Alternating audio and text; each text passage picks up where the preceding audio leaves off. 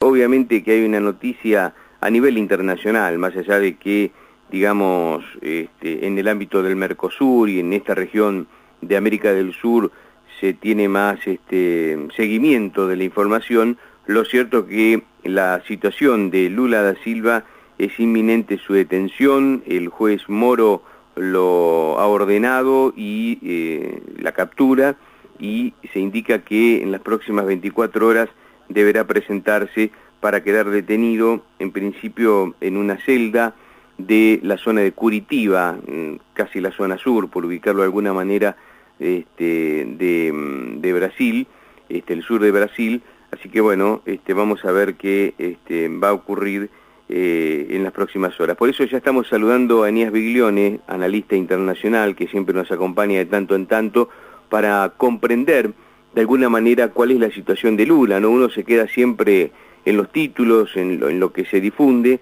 pero realmente por qué llega esta situación Lula y básicamente qué va a pasar a partir de ahora con él. ¿Cómo estás, Enías? Un gusto saludarte.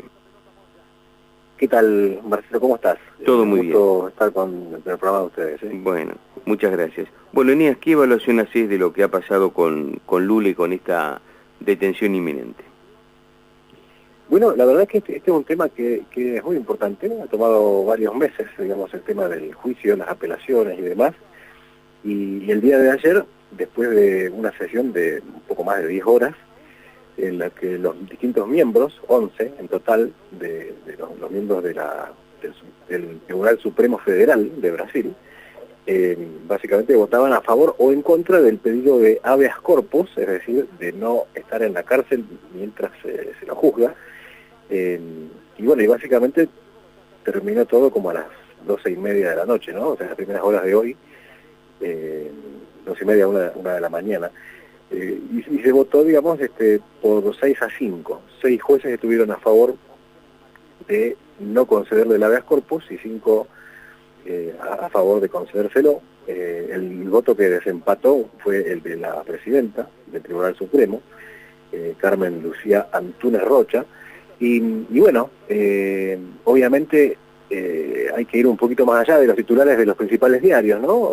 Porque muchos hablan de que bueno, esto es algo que un juez que se llama Moro, que es el que sigue la causa desde el primer momento, básicamente condenó a Lula precisamente por la tenencia de un triplex, es decir, un departamento de 3 pisos, muy caro realmente, que ni siquiera estaba a nombre de él, sino que lo tenían a nombre de un testaferro, básicamente vinculado a una causa que se llama Lava Jato, que es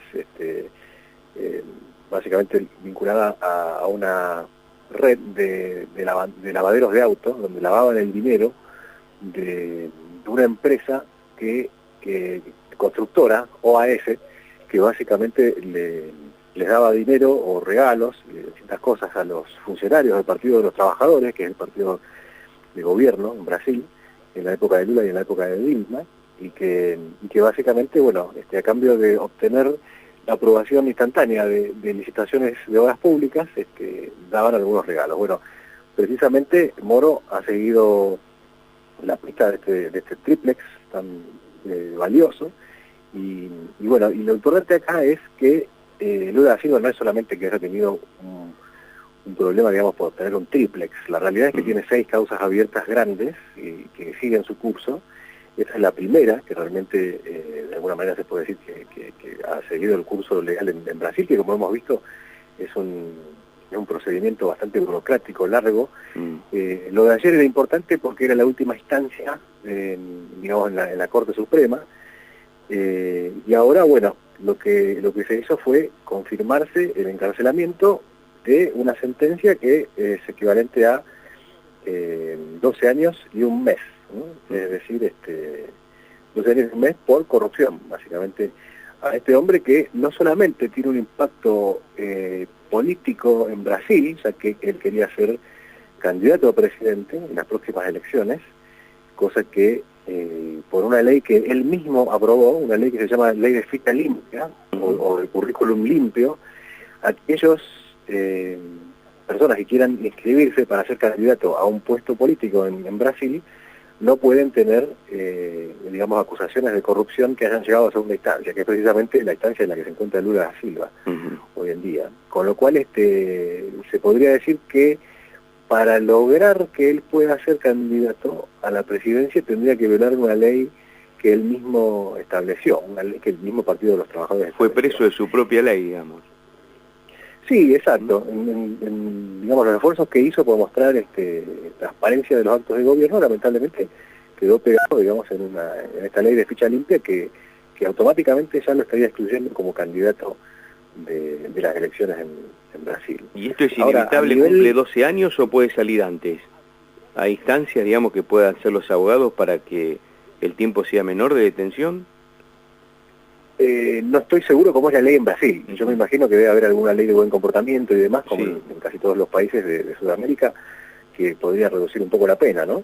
Sí. Ahora, a ellos le quedan, si bien las instancias judiciales ya están agotadas, a ellos le quedan la posibilidad de tratar de demostrar que hubo algún paso que no fue realizado conforme la Constitución establece, para demorar un poco todo esto. Pero lo importante es la noticia de hoy, que es con lo que empezaste vos la entrevista, Marcelo, que es el tema de que, bueno, ya tiene hasta las 5 de la tarde de mañana para presentarse voluntariamente ante la justicia para ser encarcelado, y caso contrario, bueno, obviamente la justicia a través de la policía va a intentar capturarlo rápidamente. ¿Qué evaluación haces de la justicia de Brasil? Digo, más allá de que por allí los títulos de los diarios hablan de ese departamento solamente, o como que lo ponen como más destacado sobre el resto de otras posibles regalos que ha recibido, digamos. Digo posible porque se está todo investigando, más allá de que hay una decisión firme en la justicia que se comprobó que efectivamente los recibió. Sin trazar paralelismo, pero es muy fuerte la detención de un expresidente en un hecho de corrupción, que por supuesto es muy grave la corrupción, pero que por estos lados del mundo no estamos muy acostumbrados a ver que detengan presidentes o expresidentes por hecho de corrupción. No sé si me entendés la reflexión que quiero compartir con vos. Sí, y estoy de acuerdo con vos, realmente. A ver, se puede decir que tanto la justicia, por ejemplo, argentina como la brasilera, tiene muchas cosas por reformar, ¿verdad? Y al mismo tiempo también se puede decir que ha habido un cambio muy importante entre los gobiernos anteriores y los gobiernos actuales en los dos países. En el gobierno, digamos, de Cristina y de Néstor, lamentablemente la justicia no tenía ningún tipo de independencia, con lo cual no evaluaba de manera objetiva. Y lo mismo pasaba en el Brasil de Lula y en el Brasil de Dilma Rousseff, ¿no? Vos fijate, por ejemplo, el escándalo más grande de corrupción de 2017 para América Latina fue el caso Odebrecht. Y el caso de la constructora brasilera Odebrecht era un caso que básicamente el Partido de los Trabajadores, tanto con Lula como con Dilma, mantenía totalmente cajoneado. Ya las denuncias de corrupción ya estaban hechas, en realidad. Pero realmente, únicamente cuando el vicepresidente, Michel Temer, que ahora es el presidente temporal hasta las elecciones, en Brasil tomó el poder, hasta ese momento, digamos, todo lo de Odebrecht estaba completamente escondido, ¿no? Y cajoneado. Lo mismo que pasaba con muchas causas judiciales contra funcionarios K, ¿no? En la época de Argentina. Entonces, si bien son dos sistemas judiciales que realmente tienen cosas que mejorar, tienen, digamos, muchas cosas que ayornarse, ¿no? El mundo en que vivimos hoy, al siglo XXI, al mismo tiempo es como que el Poder Judicial ha dejado de ejercer un peso muy fuerte sobre ellos, tanto en Brasil como en Argentina, y por eso es que se ven algunos avances importantes, como el caso de Lula. Hay un tema que tiene que ver con Brasil hacia afuera, o sea, cuál es la importancia de que Lula vaya a la cárcel. Y si esto repercute en la economía, ¿no? Sí, exacto, la economía es muy importante en todo esto. Ahora, una cosa cortita nada más, nosotros veíamos que en Brasil anoche, cuando pasó esto, se veían fuegos artificiales en las calles. Obviamente también había gente que no estaba contenta, que era el Partido de los Trabajadores en la calle, que tampoco querían que esto ocurriera, pero bueno, hubo claramente una celebración, y tiene un impacto sobre todo a nivel regional, desde el punto de vista de que Lula es el creador de lo que se llama el Foro de Sao Paulo, ¿no? Que a través del Partido de los Trabajadores, y combinado un poco con Cuba, es lo que ha unado a los partidos socialistas de izquierda más peligrosos, y con los grupos terroristas de izquierda también, de toda América Latina, en este plan que ellos mismos denominaron un plan anti-neoliberal, ¿no? Así es como ellos mismos se definen. Y lamentablemente estos son los gobiernos, digamos, que de alguna manera se las arreglaron para ganar las elecciones en Argentina, en Brasil, en Uruguay, en Nicaragua, en Venezuela, en Bolivia, en Ecuador, y que realmente manejaron todo esto que se llamó el socialismo del siglo XXI en todo el continente, que ahora va en franco declive realmente, ¿no? Entonces, para quienes amamos la libertad y la democracia en la región, realmente la encarcelación de Lula da Silva, que es el cabecilla de este foro de Sao Paulo, realmente es muy importante, muy significativa. Te preguntaba por la economía, digo, porque más allá de lo que pueda pasar, Brasil tiene su economía propia, tiene su vuelo propio en materia económica y es, me parece a mí, el país más potente en ese aspecto desde sus industrias, sus automotrices y demás en toda la región del sur de América. ¿Esto puede llegar a repercutir, digo, porque más allá de que se trate de un expresidente y de un partido que hoy no gobierna, por ahí uno puede restarle importancia, teniendo en cuenta, por ejemplo, lo que pasó con Michel Temer, lo que pasó en su momento con Dilma Rousseff, y si bien la economía algo se modificó, pero no hubo grandes sobresaltos, digamos, esto podría ser el impacto podría ser menor.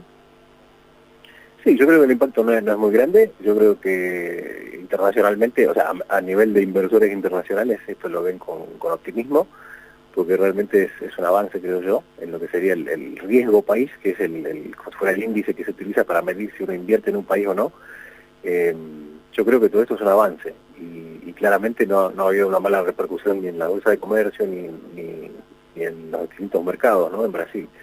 Y como te decía al comienzo, realmente Brasil es un país tan grande, fuertemente industrializado, y todo esto, bueno, yo creo que es un aporte importante, digamos, a la transparencia de los actos de gobierno, sin precedentes quizás, para digamos, los países más al sur de América Latina, por lo menos en los últimos 50 años, y de alguna manera yo lo veo con mucho optimismo. Es importante que en las próximas elecciones los brasileños salgan, digamos, a decidir quién queda y a favor de qué reforma económica, digamos, quieren que Brasil continúe en el tiempo.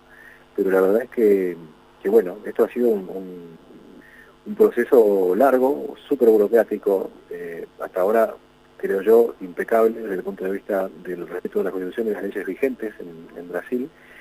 Y bueno, la verdad es que que aquellos que buscamos, digamos, la transparencia de los actos de gobierno, que buscamos la libertad y la democracia para el continente, realmente lo celebramos y nos alegramos muchísimo también por el pueblo brasileño, que realmente es muy trabajador y lo merece, ¿no?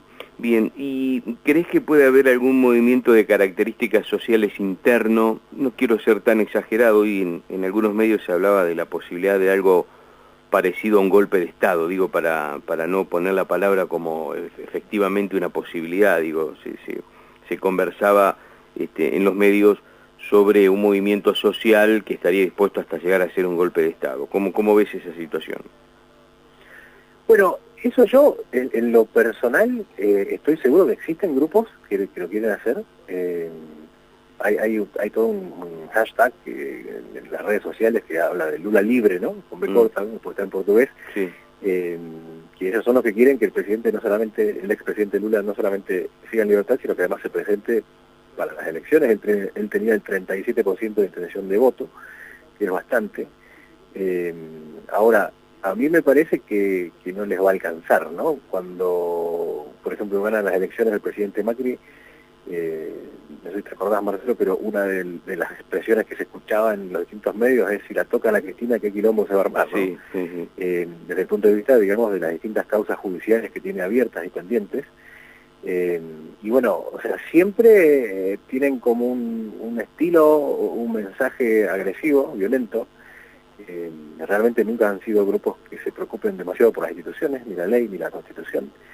Y lamentablemente no se puede esperar otra cosa de ellos, pero al mismo tiempo yo creo que están en franco retroceso a nivel regional en general. Fíjate que, por ejemplo, Venezuela mismo, que era como si fuera digamos, el modelo de alguna manera de país que se cubanizó más rápido, Y vos fíjate que hoy en día está sufriendo, digamos, sanciones internacionales de distintos países, no solamente de los Estados Unidos, y bueno, lamentablemente yo creo que el modelo de ellos está haciendo agua. Todos esos movimientos sociales se mueven con dinero, no necesariamente es convicción ideológica, y bueno, esperamos, como te decía antes, lo mejor para el Brasil. Michel Temer ha mostrado tener una mano bastante dura en lo que sería el combate digamos, al crimen organizado.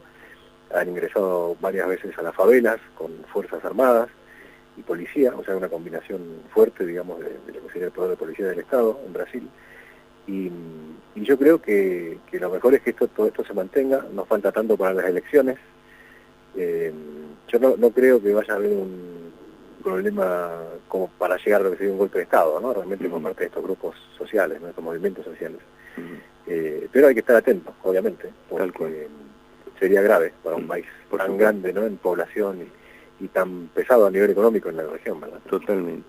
Bueno, Eneas, como siempre un gusto, nos aclarás estos temas que la idea es avanzar un poco más a esos títulos de los diarios y esas informaciones que digamos tiene tanta relevancia. Así que un abrazo y como siempre hasta cada momento. Un fuerte abrazo, Marcelo, muchas gracias y a disposición de ustedes cuando quieran. Muchas gracias, un abrazo. Eneas Biglione, analista internacional, nos da un pantallazo de la situación que se está viviendo en Brasil a esta hora, a partir de la orden de detención que el juez ya ha impuesto y que hasta mañana a las 5 de la tarde tiene tiempo Lula para presentarse y quedar detenido en una cárcel, en una celda de Curitiba, en la zona sur de la República Federativa del Brasil.